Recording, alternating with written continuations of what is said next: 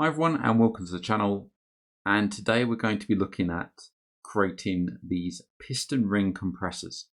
We're looking at two workflows. So there's one workflow we'll use a Revolve workflow and one workflow where we'll use a Loft. And this is a ruled Loft. So it works by placing the rings on the pistons in the grooves, putting the piston in the top at the widest point. As the piston is pushed through the tapered funnel, the rings get compressed and is guided into the main cylinder. So it consists of two parts, a tapered part followed by a straight drop as a cylinder.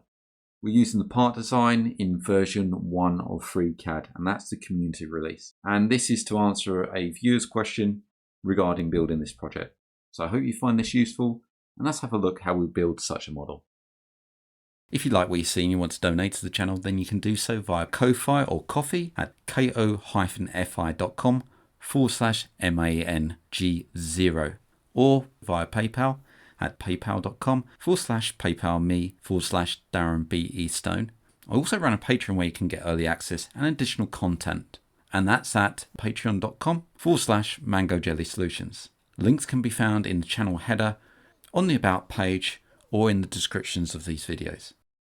So for this tutorial, we're using FreeCAD version 1. And this is the community release, but this will be the same for 0.22 and 0.21. Just the way we constrain will be slightly different. Constraints will be the same, but the tools we use will be slightly different. I'm going to create a new document. I'm using a part design workflow. I'm going to show you two workflows. Both will create the same object, but they're just two different methods to create this model. Create a new body, and we're going to create a sketch. This one is going to be a Revolve workflow. So we're going to tackle it from the side of the object, the XZ plane. First thing, I'm going to put in some standard lines. And this is going to control the height of the object. I'm going to constrain with the line tool against this horizontal line. We've got, under the constraints, we've got the auto constraints and the auto remove redundance on. So I'm going to connect up to this line and place one line in and set that to 50 millimeters and hit enter. And we'll drop the line with a vertical constraint and we can get ourselves centered, ready for the next one. That sets some distance away. Right click to cancel the tool and use the dimension constraint, or if you're using other versions of FreeCAD, we'll just use a horizontal constraint. Set the horizontal distance between this point here and this one, and set that to 44 millimeters. Next, we're going to use a line again.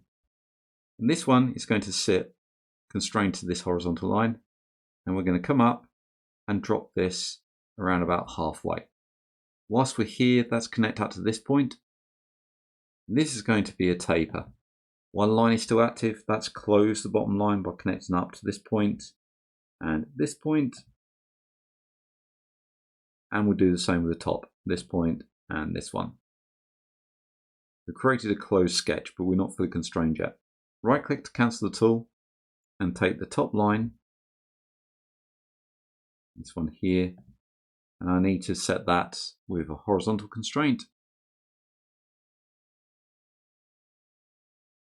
And we're going to take this bottom point and this center point, and we'll place a constraint across there of 40 millimeters.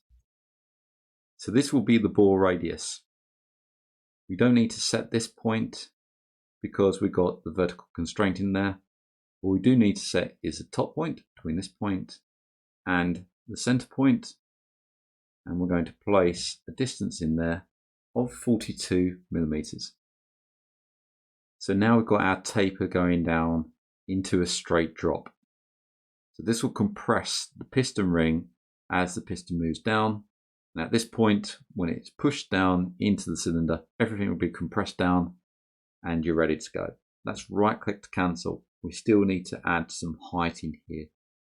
So this height here, choose the dimension constraint for height constraint and set that to 25 millimeters. So it's basically a funnel going into a straight drop. Let's close that now. So we've got our profile to revolve around our center.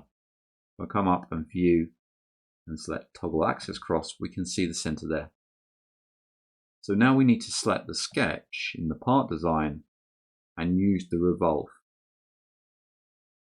Revolve 360 and hit OK. And we've finished our model. If you wanted to change any dimensions, we can select the sketch and come down and look at the constraints, and we have the constraints in here of what we used. Now, a more visual way of doing this would be to use lofts. I'm going to leave that body there. Let's rename that.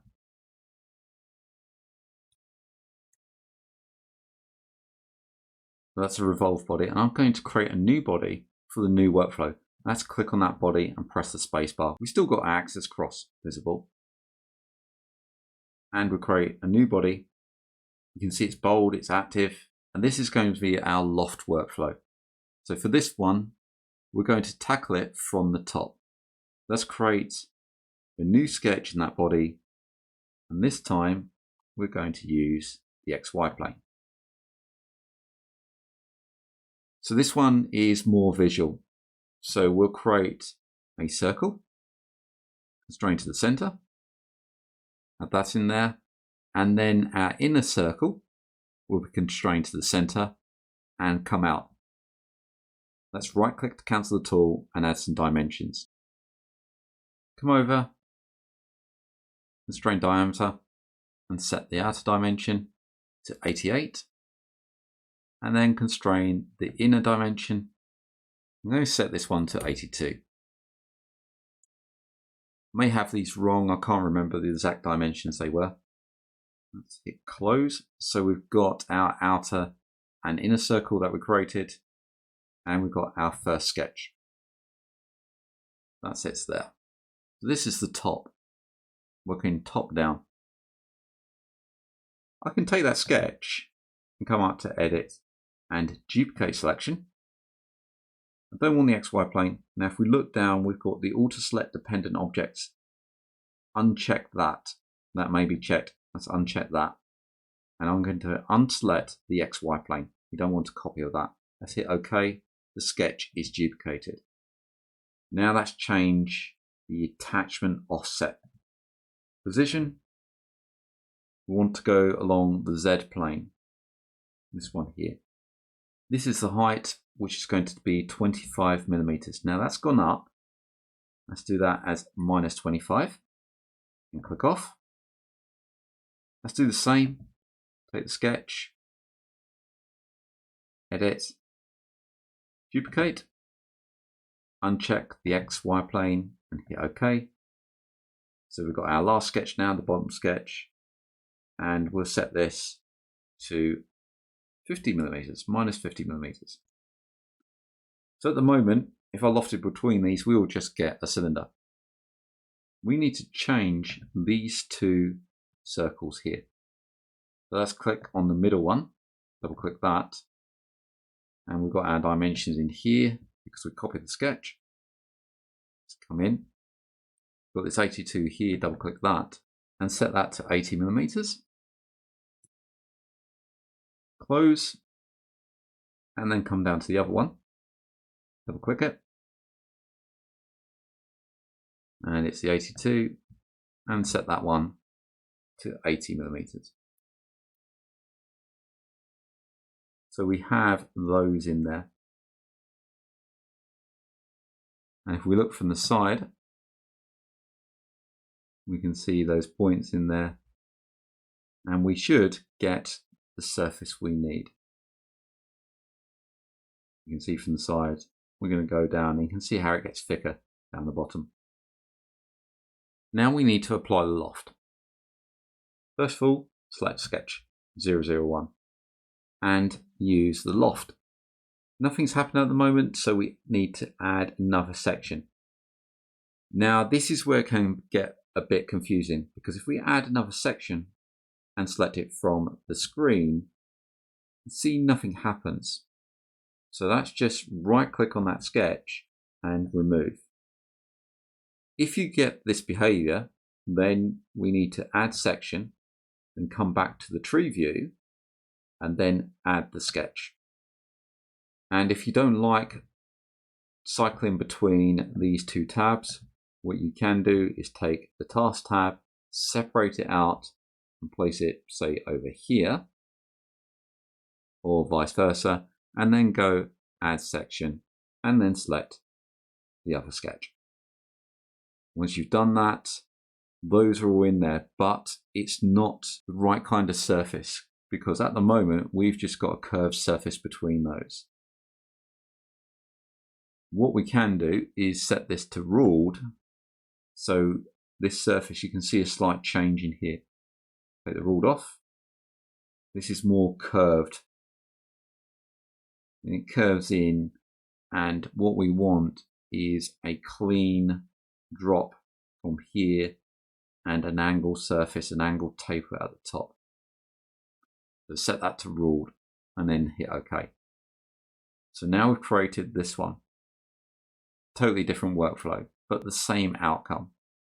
And one last thing, if you want this task panel back, just drag it out, get the blue box.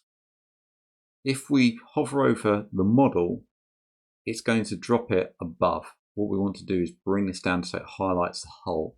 If I dropped it here, what's going to happen? It's going to be two separate sections there. So let's take that out, hover over, bring this down until the whole section is highlighted and drop that in there. And now we've got the model and the task. And if they're around the wrong way, we can just rearrange these tabs like so. That's it. That's how to create that piston ring compressor. Two different workflows using the Revolve and using the Loft. Hope you found that useful, and I hope to see you in the next video. If you like what you see and you want to donate to the channel, then you can do so via Ko-Fi or Ko-Fi at ko-fi.com/MANG0 or via PayPal at paypal.com/paypalme/DarrenBEstone. I also run a Patreon where you can get early access and additional content, and that's at patreon.com/MangoJellySolutions. Links can be found in the channel header, on the About page, or in the descriptions of these videos. I thank everybody that's donated so far. It really helps to keep the lights on so I can produce more content and also expand the channel. Thank you for liking, commenting and subscribing to these videos, and I hope to see you again in the next one.